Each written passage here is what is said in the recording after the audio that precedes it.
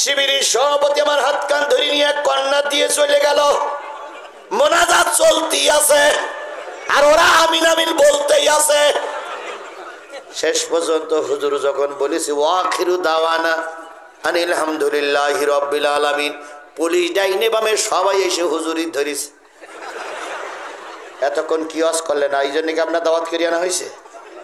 তো দ্বিতীয় বক্তব্য বলতে কারে কি বলতেছে, কার কথা আপনি কারে খুঁজতেছেন? কচ্ছে আপনি জিহাদি না? এই লোকগুলো বলুক আমি কি জিহাদি, বলুক দিন এই লোকগুলো বলুক দিন আমি কি জিহাদি, বলুক এই লোকেরা সাক্ষী থেকে আমি কি সেই হুজুর, বলুক বলুক। এই আওয়ামী লীগের ভাইরা তোমরা বলো আমি কি জিহাদি? তো বলছে স্যার এসে লোক না স্যার। তো ওসি সাহেব বলছে সে লোক গেল কই? আল্লাহু আকবার, কি কৌশল অবলম্বন করে আমাকে যেতে হয়েছে। হ্যাঁ, জেনারেটর বন্ধ করে। হ্যাঁ, তখন বাধ্য হয়ে ওসি সাহেব বলতেছে আমরা আর এ হুজুরি ধরার জন্য কোনোদিন আসবো না, কারণ এ হুজুর মানুষ না, এ জেন। এই 100% জেন, আমি বিশ্বাস করি। আপনারা করেন না করেন, এ জেন। নতুবা মোনাজাত ধরল সে লোক, মোনাজাতের শেষে সে লোক গেল করে।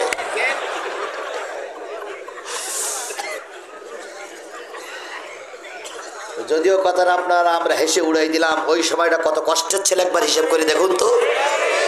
জোরে বলুন ওই সময়টা কত কষ্টের ছিল। সেদিন যদি আমরা ময়দান ছেড়ে দিতাম ওরাই আনন্দিত হতো। কথা বলেন ঠিক না ঠিক? ধারকির মাহফিলের দিন আমরা যেতে চাইনি, বিশ্বাস করো। ধারকির মাহফিলের দিন আমরা যেতে চাইনি। আমরা বলেছিলাম আজকে এত রিস্ক নেওয়া ঠিক হবে না, কিন্তু নেতৃবৃন্দ বলল আজকে যদি ময়দান ছেড়ে দেই ওরাই জয়ী হবে। আর আজকে আমরা যদি ময়দানে যাই আমাদের নামে মামলা হবে। আমরা জেনে বুঝেই ধারকির মাহফিলে গেছিলাম, আমরা জানতাম ওখানে গেলে মামলা হবে। আর যদি আজকের মাহফিলে না যাই আওয়ামী লীগ আওয়ারা জিতে যাবে। আমার নামে হাজারো মামলা হোক, দুঃখ নাই, কিন্তু বাতিলদের মুখে আমরা হাসি ফুটতে দেব না। তাই রিস্ক দিয়ে সেদিনকে ধারকির মাহফিলে গিয়েছিলাম আমি। সমস্ত নেতৃবৃন্দ আজকে তাদের স্যালুট জানাই। মোড়ে মোড়ে, জায়গায় জায়গায়, সমস্ত জায়গায় জায়গায় তারা আমার পিছনে ছিল। পুলিশ যখন চারিপাশে ব্যারিকেড দিয়েছিল, আমরা ধানের সরু ক্ষেত, ধানের সরু এর কি বলে আইল দিয়ে হেঁটে মঞ্চে গেছিলাম। আমি যখন মঞ্চে যাই সেদিনের কৌশলটা মনে পড়ে। মঞ্চে যখন যাই আমার সঙ্গে একটা ছেলে থাকতো আব্দুর রহিম। রহিমের বললাম রহিম তুমি স্টেজে থাকো, আমি নিচে বসবো, তুমি শুধু খেয়াল করবা। আমার বলো মুখ চোখ সব বান্ধা থাকবে। তো আমি যাচ্ছি, পুলিশ আমার ব্যারিকেড দিচ্ছে, কোথায় যাচ্ছেন? তা আমি বললাম আমি মঞ্চে যাবো, আমি অর্শন বা অর্শনের জন্য আসছি। কই এ পথ ছেড়ে দেন, এই পথ দিয়ে জিহাদি যাবে, আমরা ধরার জন্য দাঁড়াই রয়েছি, সরে যান সরে যান। আমি রহিমের দিক তাকাই বলতে রহিম কি খবর? কয় রহিম তখন ইশারা করে বলতে ভাই আস্তে আস্তে আসেন আমি দেখতেছি। আমি যখন মাফলার মাথায় মুখ ঢাকা চাদর মুড়ি দিয়ে যখন মঞ্চ থেকে উঠেছি, কেউ বুঝতে পারিনি যে আমি সেই লোক। কিন্তু রহিম আগের থেকে জানতো যে ভাই এসে গেছে। এরপরে যেই নামে টুপি মাথায় দিছি রে ভাই, সেই সবাই নারায় তাকবীর দিয়ে আল্লাহু আকবার উঠেছে। পুলিশ তখন চিন্তা করলো এত ব্যারিকেড, এত ব্যারিকেড, বিড়াল ঢোকার পথেই সে পথে জিহাদি গেল কি করে? আমি হাসানোর জন্য আপনাদের বলিনি, সেদিন আমার কত ভাইরা যে মাইর খেয়েছে তার কোনো ইয়াত্তা ছিল না। এই কষ্টটা কের জন্য করেছিলাম? ইসলামের জন্যই করেছিলাম। কথা বলেন ঠিক না ঠিক? সেদিন জীবনের রিস্ক দিয়েছিলাম শুধু আল কোরআনের জন্য। সেদিন জীবনের ঝুঁকি নিয়ে ওই পুলিশের মোকাবেলা করেছিলাম শুধু এই দেশে কোরআন প্রতিষ্ঠার জন্য। সকল কষ্ট দূর হয়ে যাবে যেদিন শুনবো বাংলার মসজিদে কোরআনের রাজ কায়েম হয়েছে। আপনারা যারা আমার সঙ্গে সাথী ছিলেন, কষ্ট করেছেন, আমি তাদের সবাইকে আজকে কিছুই দিতে পারলাম না, শুধু একটু দোয়া দিয়ে গেলাম। আল্লাহ যেন আপনাদের রক্তের বিনিময়ে অন্তত সর্বপ্রথম জয়পুর হাটের থেকে যেন কোরআনের পতাকা উড্ডীন হয়। আল্লাহ যেন এটা আমাদের দেখার তৌফিক দান করেন। সকলে মিলে বলুন আমিন। আরো জোরে আমিন, আরো জোরে।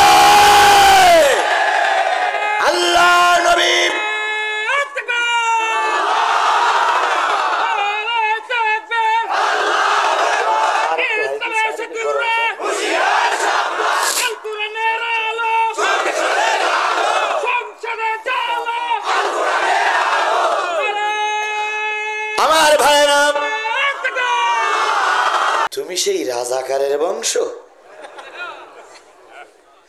আল্লাহ মাফ করুক, তোমার কারণেই তো দেশে এত অশান্তি। আমরা 14 গোষ্ঠী নেতারা ধর্মের পক্ষে কাজ করি, আর তুমি নতুন ধর্মের কথা বলতেছো। তুমি এই মক্কার সবচেয়ে অপবিত্র একটা ব্যক্তি।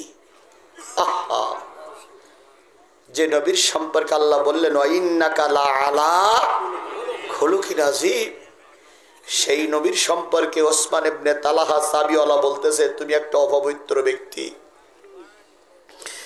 এইটা কি মেনে নেওয়া যায়? জোরে বলেন, আমার জাতি মেনে নেওয়া যায়? আল্লামা সাঈদীর আদর্শে অনুপ্রেরিত হয়ে 14 থেকে 1700 মুসলিম কালেমা পড়ে মুসলমান হলো। আল্লামা সাঈদীর আদর্শে অনুপ্রেরিত হয়ে সাঈদী যতদিন বেঁচে ছিলেন আর সুযোগ ছিল, প্রতি বছর কাবার সরকার সরকারিভাবে তাকে হজ এবং উমরা পালন করার সুযোগ দিয়েছে। গোটা বিশ্বের বড় বড় সেমিনার গুলোতে আল্লামা সাঈদী বুক ফুলিয়ে কথা বলেছে।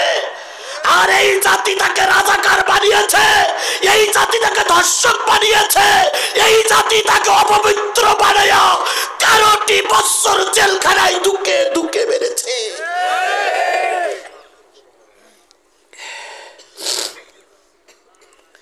এই কথাগুলো যখন মনে আসে, আমি আমার নিজের ব্যালেন্স ঠিক রাখতে পারি না। আমিও জানি সরকারের, আওয়ামী লীগ সরকারের বিরুদ্ধে কথা বলে আওয়ামী লীগের কিছু পেতাত্তা এই সমাজে এখনো আছে। একটু লক্ষ্য করুন, ডাইনে বামে সামনে পিছনে মুখ টুকগুলো কালো করি হনুমানের মতন হুম।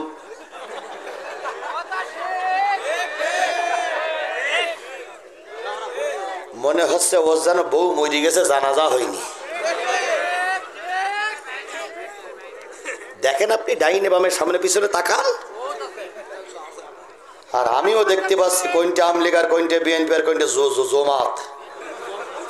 কিন্তু আমি বলতে পারতেছি না, কারণ আমি আইসে তো কোরআনের দাওয়াত দিয়ে। তবে হক কথাগুলো আমাকে বলতেই হবে। বলুন তো, যেদিন ওরা বাধা দিয়েছিল, যেদিন ওরা 4-5 থেকে আমাকে ঘিরে রেখেছিল, সেদিন ওকে কথা বন্ধ করেছিলাম? আমি বন্ধ করিনি। ধারকির মামলায় সেদিন সারা রাত আমরা ওই মাঠের ভিতরে ছিলাম। ওই রাতে যারা আমার সঙ্গে ছিল তারা অনেকেই আমার পাশে বসা আছে এখন। আমার জীবনের যতগুলো করুণ কাহিনী ওই ধারকির দিন, ওই দিন একটা দারুণ করুণ কাহিনী। রাস্তায় আপনাদের পিটাচ্ছে, আপনারা চিৎকার করতেছেন, আমি ওই মাঠের ভিতরে সরিষা ক্ষেতের ভিতরে বসে শুনতেছি আমার ভাইদের পিটাচ্ছে। কেউ কেউ বলতেছে স্যার আমি দোষী, আমাকে ছেড়ে দেন, আমাকে ছেড়ে দেন, পুলিশ পিটাচ্ছে, পুলিশের মারির শব্দ আমি ওই সরিষা ক্ষেতের বসে শুনতেছি। আর আমার ভাইদেরকে বলতেছি যে কি অবস্থা। কয় ভাই মাথা উঁচু করবেন না, ওরা লাইট মারতেছে, আমাদের মাথার উপর দিয়ে লাইট মারতেছে। জয়পুরহাটে আমার একজন শুভাকাঙ্ক্ষী ছিলেন, তিনি বললেন হুজুর সিমটা বন্ধ করে রাখেন, কারণ ওরা সিম ত্যাগ করতে পারে। সেদিন সিম বন্ধ করে সারা রাত প্রচন্ড শীতের ভিতরে সারা রাত হেঁটে হেঁটে হেঁটে হেঁটে হেঁটে হেঁটে একজন হিন্দুর বাড়িতে যে আমরা অবস্থান নেই, ওনাকে ডাকলাম, দেখে দেখে উনি হিন্দু। উনি বললেন আপনারা কারা? তখন আমার সাথীরা যারা ছিল তারা বলল আমরা ওই ধারকির মাহফিল শুনতে গেছিলাম, ওখানে এক বক্তা আসছে, সে বক্তা কি বলিছে না বলিছে, পুলিশ আক্রমণ করেছে, আমরা পথ পাচ্ছি না তাই ঘুরে আসছি। হিন্দু সেদিন লাইট জ্বালিয়ে আমাদের একটা মসজিদ দেখাই দিল, সেই মসজিদের ভিতরে যেয়ে দেখে এরকম চট বিছানো কিচ্ছু নাই, ওই চট ছেলেদের গায়ে দিলাম। আর আমিও ছেলেদের ভিতরে থেকে সারা রাত ওই শীতের ভিতরে পার করেছি। আমি আজকে জয়পুরহাটের মানুষের কাছে জানতে চাই কি অন্যায় করেছিলাম আমরা, কি অন্যায় ছিল আমাদের? আমাদের অন্যায় ছিল একটাই, ওমা নাকামু মিনহুম ইল্লা ইউমিনু বিল্লাহিল আজিজিল হামিদ। কথা বলেন, কথা বলেন, কথা বলেন। এত মামলা খাওয়ার পরও কি আমরা ময়দান ছেড়ে দিয়েছিলাম? আর এখন তো সব ময়দান আমাদের দখলে। একটা মাহফিলের কথা আমার বারবার মনে পড়ে। মাহফিলে স্টেজে উঠে ওয়াজ করতেছি, চারিপাশে পুলিশ লীগ, ছাত্রলীগ, যুবলীগ, আওয়ামী লীগ সব ঘিরে ফেলেছে। মঞ্চের পিছনে পুলিশ, ডাইনে পুলিশ, বামে পুলিশ, মঞ্চের পিছনে সারিদু সাদা পোশাকধারী এই পিস্তল নিয়ে পুলিশ বসে আছে। শিবিরের সভাপতি তোমাদের আমি ধন্যবাদ জানাই। শিবিরের সভাপতি কানে কানে যেয়ে বলতেছে, হুজুর আজকে কিন্তু বাঁচার কোনো লাইন নেই, চারিপাশে আওয়ামী লীগ, যুবলীগ, ছাত্রলীগ, পুলিশ লোক ঘিরে ফেলেছে। আমি বললাম তাহলে কি করা যায়? শিবিরের থানা সভাপতি বললেন, ভাই আপনি কাজ চালিয়ে যান, আমি এদিকটাই দেখতেছি। সুবহানাল্লাহ, আল্লাহ এদের পরে রহমত করুক। এবারও কিছুক্ষণ পরে এসে একটা চিরকুটে লিখে দিল, হুজুর মোনাজাত শুরু করবেন, হাফ করবেন আপনি আর হাফ দেবেন দ্বিতীয় বক্তার কাছে। দ্বিতীয় বক্তা আপনার পাশে দিয়েছে, ও বসে আছে। তো আমি বললাম তা ঠিক আছে। শেষ মোনাজাতের আগে আমি একটু বাড়াই দিয়ে বললাম যে ভাই চোখ বুঝি দোয়া করলে দোয়া বেশি কবুল হয়, চোখ বুঝি দোয়া করলে দোয়া বেশি। যারা পুলিশের ভাই আছেন, আমলিগের ভাই আছেন, আপনাদের বাপ মাকে কেউ কবরে যায়নি, তো আপনারাও একটু চোখ বুঝি আল্লাহর কাছে দোয়া করেন। আমি মোসাফের বলার সঙ্গে সঙ্গে দেখলাম ওরা চোখ বন্ধ করলো। তো আমি চিন্তা করলাম আল্লাহ এই সুযোগটাই কাজে লাগাইতে হবে, তাছাড়া তো এখান থেকে বেরিয়ে যাওয়ার আর কোনো লাইন নেই। তো আমি এবার মোনাজাত শুরু করলাম। রব্বানা যালামনা আনফুসানা ওয়া ইল্লাম তাগফির লানা ওয়া তারহামনা লানাকুনান্না মিনাল খাসিরিন রব্বিরহামহুমা। হুজুর মাইক ধরেন। হুজুর বলতে কামা রব্বায়ানি সগীরা। নেতারা সব কিভাবে মোনাজাত করতেছে চোখ বুঝিয়ে। শিবিরের সভাপতি আমার হাত কান ধরে নিয়ে কন্যা দিয়ে চলে গেল। মোনাজাত চলতেই আছে আর ওরা আমিন আমিন বলতেই আছে। শেষ পর্যন্ত হুজুর যখন বলেছি ওয়াখিরু দাওয়ানা আনিল হামদুলিল্লাহি রাব্বিল আলামিন, পুলিশ ডাইনে বামে সবাই এসে হুজুরি ধরিস। এতক্ষণ কি ওয়াজ করলেন, এই জন্য কি আপনার দাওয়াত করে আনা হয়েছে? তো দ্বিতীয় বক্তা বলছে কারে কি বলতেছেন, কার কথা আপনি কারে খুঁজতেছেন? কাছে আপনি জিহাদি না? এই লোকগুলো বলুক আমি কি জিহাদি, বলুক দিন এই লোকগুলো বলুক দিন আমি কি জিহাদি, বলুক এই লোকেরা সাক্ষী থেকে আমি কি সেই হুজুর, বলুক বলুক। এই আওয়ামী লীগের ভাইরা তোমরা বলো আমি কি জিহাদি? তো বলছে স্যারে এসে লোক না স্যার। তো ওসি সাহেব বলছে সে লোক গেল কই? আল্লাহু আকবার, কি কৌশল অবলম্বন করে আমাকে যেতে হয়েছে। হ্যাঁ জেনারেটর বন্ধ করে। হ্যাঁ তখন বাধ্য হয়ে ওসি সাহেব বলতেছে আমরা আর এ হুজুরি ধরার জন্য কোনোদিন আসবো না, কারণ এ হুজুর মানুষ না, এ জেন। এই 100% জেন, আমি বিশ্বাস করি আপনারা করেন না করেন, এ জেন। নতুবা মোনাজাত ধরল সে লোক, মোনাজাতের শেষে সে লোক গেল করে।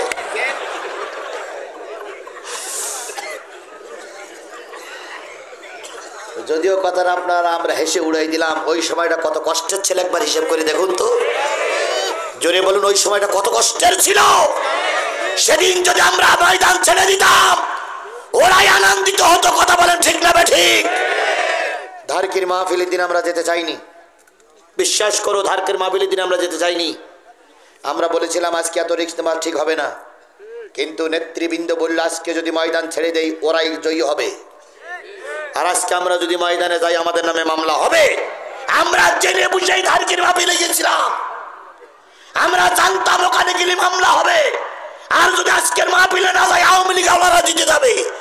আমার নামে হাজারো মামলা হোক দুঃখ নাই, কিন্তু বাতিলদের মুখে আমরা হাসি ফুটতে দেব না। তাই রিস্ক দিয়ে সেদিনকে ধারকির মাহফিলে গিয়েছিলাম আমি। সমস্ত নেতৃবৃন্দ আজকে তাদের স্যালুট জানাই। মোড়ে মোড়ে জায়গায় জায়গায় সমস্ত জায়গায় জায়গায় তারা আমার পিছনে ছিল। পুলিশ যখন চারিপাশে ব্যারিকেড দিয়েছিল, আমরা ধানের সরু ক্ষেত, ধানের সরু এর কি বলে আইল দিয়ে হেঁটে মঞ্চে গেছিলাম। আমি যখন মঞ্চে যাই সেদিনের কৌশলটা মনে পড়ে। মঞ্চে যখন যাই আমার সঙ্গে একটা ছেলে থাকতো আব্দুর রহিম। রহিমের বললাম রহিম তুমি স্টেজে থাকো, আমি নিচে বসবো, তুমি শুধু খেয়াল করবা। আমার বলো মুখ চোখ সব বান্ধা থাকবে। তো আমি যাচ্ছি, পুলিশ আমার ব্যারিকেড দিচ্ছে, কোথায় যাচ্ছেন? তা আমি বললাম আমি মঞ্চে যাবো, আমি অর্শন বা অর্শনের জন্য আসছি। কই এ পথ ছেড়ে দেন, এই পথ দিয়ে জিহাদি যাবে, আমরা ধরার জন্য দাঁড়াই রয়েছি, সরে যান সরে যান। আমি রহিমের দিক তাকাই বলতে, রহিম কি খবর? কয় রহিম তখন ইশারা করে বলতে, ভাই আস্তে আস্তে আসেন আমি দেখতেছি। আমি যখন মাফলার মাথায় মুখ ঢাকা চাদর মুড়ি দিয়ে যখন মঞ্চ থেকে উঠেছি, কেউ বুঝতে পারিনি যে আমি সেই লোক। কিন্তু রহিম আগের থেকে জানতো যে ভাই এসে গেছে। এরপরে যেই নামে টুপি মাথায় দিছি রে ভাই, সেই সবাই নারায় তাকবীর দিয়ে আল্লাহু আকবার উঠেছে। পুলিশ তখন চিন্তা করলো এত ব্যারিকেড, এত ব্যারিকেড, বিড়াল ঢোকার পথেই সে পথে জিহাদি গেল কি করে? আমি হাসানোর জন্য আপনাদের বলিনি, সেদিন আমার কত ভাইরা যে মাইর খেয়েছে তার কোনো ইয়াত্তা ছিল না। এই কষ্টটা কের জন্য করেছিলাম? ইসলামের জন্যই করেছিলাম। কথা বলেন ঠিক না বেঠিক? সেদিন জীবনের রিস্ক দিয়েছিলাম শুধু আল কোরআনের জন্য। সেদিন জীবনের ঝুঁকি নিয়ে ওই পুলিশের মোকাবেলা করেছিলাম শুধু এই দেশে কোরআন প্রতিষ্ঠার জন্য। সকল কষ্ট দূর হয়ে যাবে যেদিন শুনবো বাংলার মসজিদে কোরআনের রাজ কায়েম হয়েছে। আপনারা যারা আমার সঙ্গে সাথী ছিলেন, কষ্ট করেছেন, আমি তাদের সবাইকে আজকে কিছুই দিতে পারলাম না, শুধু একটু দোয়া দিয়ে গেলাম। আল্লাহ যেন আপনাদের রক্তের বিনিময়ে অন্তত সর্বপ্রথম জয়পুর হাটের থেকে যেন কোরআনের পতাকা উড্ডীন হয়। আল্লাহ যেন এটা আমাদের দেখার তৌফিক দান করেন। সকলে মিলে বলুন আমিন। আরো জোরে আমিন, আরো জোরে। আল্লাহ নবী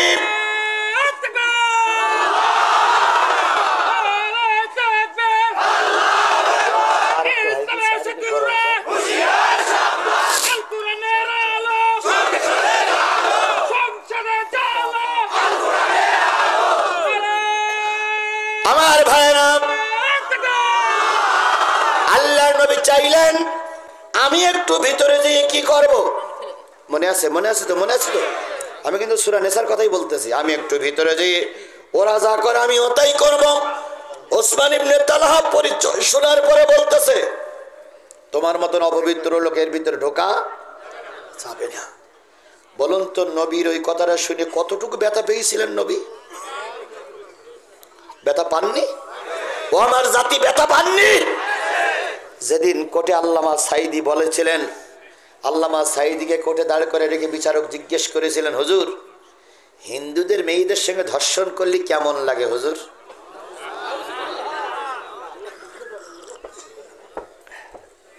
আল্লামা সাঈদীর বুকে ছিল আল্লাহর কোরআন। সাঈদী সাহেবের চোখ বেয়ে টপ টপ টপ টপ করে পানি পড়তেছে। বিচারক বসে আছেন, উকিল জিজ্ঞেস করছে, হুজুর শুনেছি আপনি লক্ষ লক্ষ মা বোনের ইজ্জত নষ্ট করেছেন, তার ভিতরে শুনেছি 12 বছরের মেয়েও আপনার কাছ থেকে মুক্তি পায়নি। হুজুর 12 বছর মেয়েটারে যখন ধর্ষণ করেছিলেন, ও যখন কাঁদতেছিল তখন আপনার কেমন লেগেছিল? আল্লাহর নবী বলেছিলেন, রে আল্লাহ, কেউ না দেখলে তুমি দেখতেছো এদের অত্যাচারের ধরন। সেদিন প্রতিবাদ করার মতন কোনো ভাষা আল্লামা সাঈদীর ছিল না। সর্বশেষে বিচারপতি মানিকের দিকে লক্ষ্য করে বলেছিলেন, এই বিচার শেষ নয়, এরপরে আরো বিচার আছে। আল্লাহ সেই দোয়াটা সেদিন কবুল করেছিল। অনেকের অত্যাচার হয়েছে, কিন্তু মানিক বিচারপতি মানিকের অত্যাচারটা একটা ডিজিটাল কায়দায় হয়ে গেছে। ওরে কোলার পাতায় পড়ি থাকলে তো দুঃখ ছিল না। জনগণ মেরিয়েছে লাতি, এমন জায়গায় মেরিয়েছে 2 বিসির থেকে 1 বিসি আউট। এখন ডাক্তার অপারেশন করে হাসপাতালে শোয়াই রেখেছে। সাংবাদিকরা যেই বলতেছে, কি ব্যাপার ও জায়গায় কাপড় দিয়ে ঢেকা কেন? বিচারপতি মানিক বলতেছে, একটা নেই। কিভাবে গেল? কয় লাতি মেরিয়েছে আর আউট হয়ে বেরিয়ে গেছে। তখন সাংবাদিকরা বলতেছে, ডাইন পাশেরটা না বাম পাশেরটা? মানিক তখন বলতেছে, আমার জ্বালায় পথ পাচ্ছি না, তো ডাইন পাশেরটা না বাম পাশেরটা সেইটা খোঁজ নেবার জ্বালা হয়েছে না। জাতি হাসো, সেদিন এই বিচারপতি মানিক বেশি আল্লামা সাঈদীর বিরুদ্ধে বাজে কথা বলেছিলেন। আল্লামা সাঈদীর ওই চোখের পানি যদি আল্লাহ কবুল করে দেশটারে স্বাধীন করে দিয়ে যায়, আবু সাঈদের রক্ত আমার দেশে বৃথা যাবে না, জামাত শিবিরের রক্ত বৃথা যাবে না, বিএনপির রক্ত বৃথা যাবে না। একদিন এই রক্তের পরে আমার দেশে কোরআনের পতাকা উড়বে উড়বে উড়বে।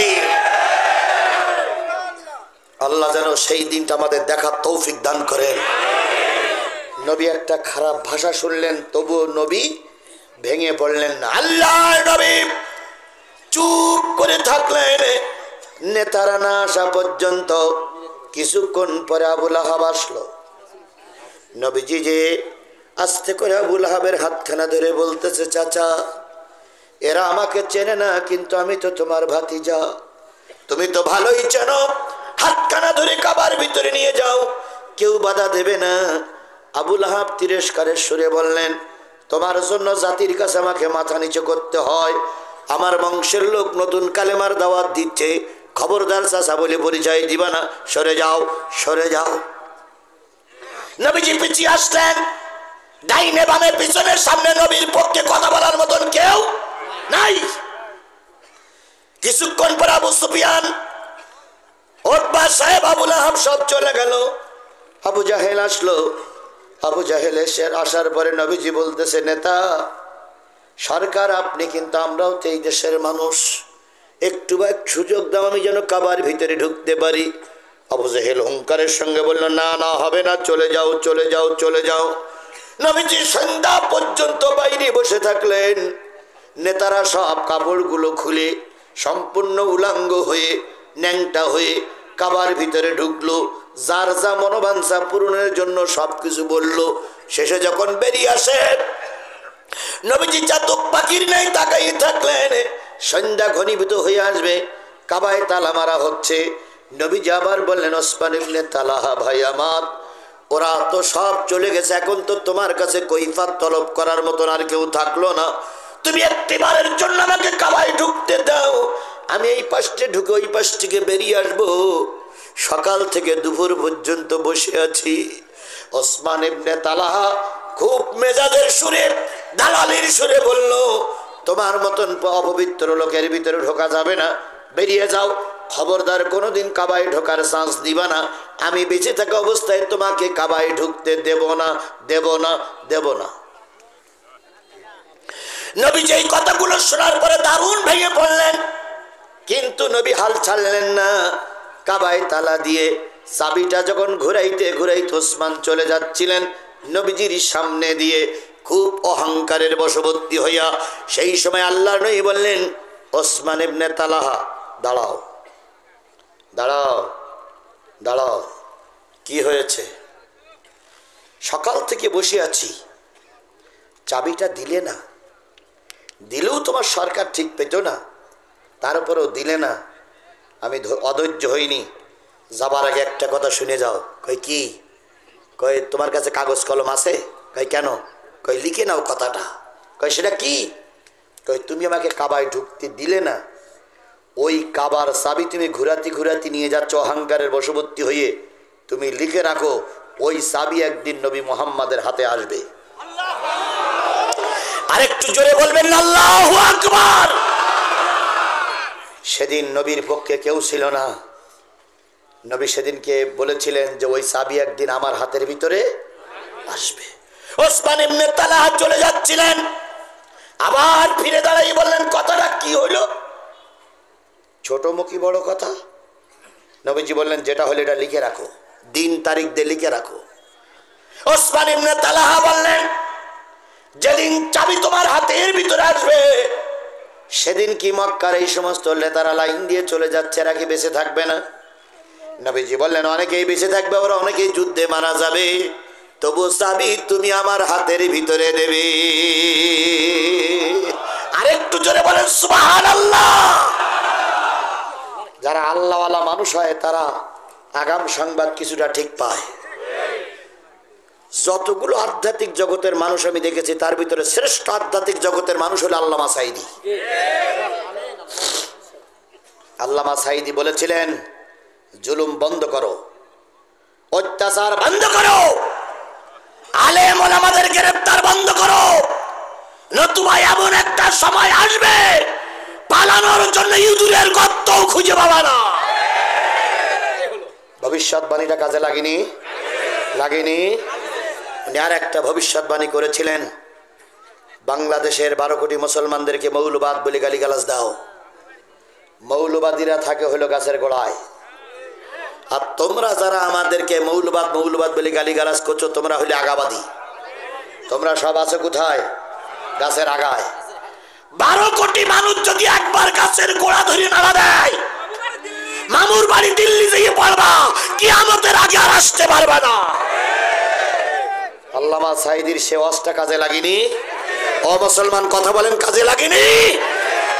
আমি চিন্তা করি, পড়বি আমেরিকায় যেয়ে পড়, পড়বি শ্রীলঙ্কায় যেয়ে পড়, পড়বি মায়ানমারে যেয়ে পড়। ও আল্লাহ, সেদিক কোনো জায়গায় গেল না। আল্লামা সাঈদীর ওই কথাই কাজে লেগে দিল্লি গিয়ে পড়ে গেল। কথা বলেন ঠিক না বেঠিক? সুতরাং আল্লাহ নবীদের কথা যেমন কাজে লেগেছে, যাদের ইলমে শক্তি আছে, যারা ইলমে মারফত বোঝে, তাদের ভবিষ্যৎবাণীটাও আমাদের দেশে হারে কাজে লেগে যাচ্ছে। আল্লামা সাঈদী বলেছিলেন, এদের একদিন কোরআনের দেশ হবে। ওটা ছিল ওনার স্বপ্ন। কথা বলেন ঠিক না বেঠিক? আমরা যদি আল্লামা সাঈদীর ভালোবাসি, শুধু ভালোবাসার বহিঃপ্রকাশ ঘটানোর জন্য আগামী নির্বাচনে কোরআনের পক্ষে সাপোর্ট দিয়ে আল্লামা সাঈদীর শহীদের প্রতিশোধ নেওয়া লাগবে। শুধু কানলে প্রতিশোধ হবে না, শুধু মিছিল করলে প্রতিশোধ হবে না। আল্লামা সাঈদী কোরআনের রাজ কায়েমের জন্য জীবনের শেষ দিন পর্যন্ত চেষ্টা করেছে। তুমি আর আমি যদি আল্লামা সাঈদীর পক্ষের লোক হই, তোমাকে আমাকেও কোরআন কায়েমের পক্ষে থাকতে হবে।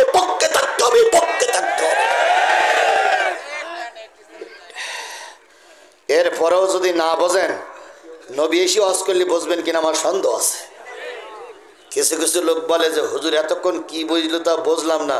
বোঝোতে বোঝো, না বুঝলে তো কসু।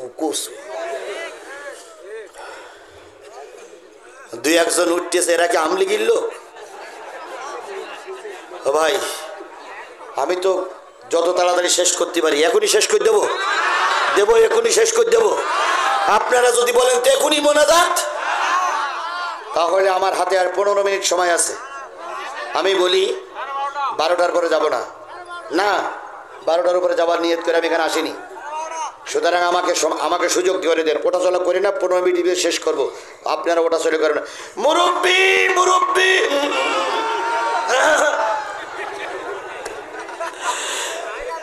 পীর সাহেবের সেই ডায়লগটা মনে আছে তো? মুরব্বি বসেন, 15টা মিনিট বসেন। বাপ, আমি জানি অনেক বয়স্ক লোক আছে, একটু কষ্ট হচ্ছে। 15টা মিনিট। আমার ভাইয়েরা, আল্লাহর নবী সাল্লাল্লাহু আলাইহি সাল্লাম বললেন, লিখে রাখো। ওসমান ইবনে তালহা চলে গেলেন চাবি নিয়ে। নবীজি চলে গেলেন। কিছুদিনের ভিতরে নবী হিজরত করে কোথায় চলে গেলেন? মদিনায় যেয়ে মেহনত করলেন। বদরের যুদ্ধ হলো, উহুদের যুদ্ধ হলো, খন্দকের যুদ্ধ হলো।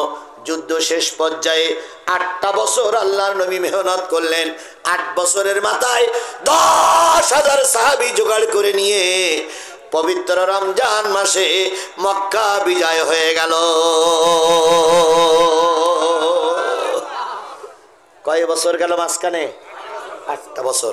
কয় হাজার লোক এখন নবীর দলে? কি বিজয় হয়ে গেল? আরে এখন রসুল মক্কারও প্রেসিডেন্ট। কথাটা কি মেলে? এখন রসুল মক্কা বিজয় করে, তাহলে মক্কারও প্রেসিডেন্ট নবী, মদিনারও প্রেসিডেন্ট নবী।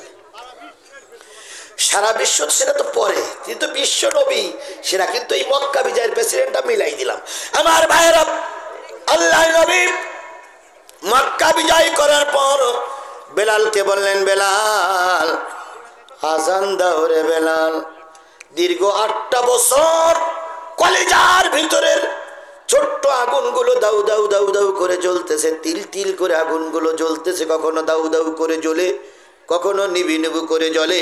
ওরা আমাকে মক্কায় ঢুকতে দেবে না, ওরা আমাকে কাবায় ঢুকতে দেবে না, ওরা রাজনীতি করবে আমাকে রাজনীতি করতে দেবে না, ওরা ক্ষমতায় থাকবে আমাদের ক্ষমতার ধারে কাছে যেতে দেবে না। দীর্ঘ 8টি বছর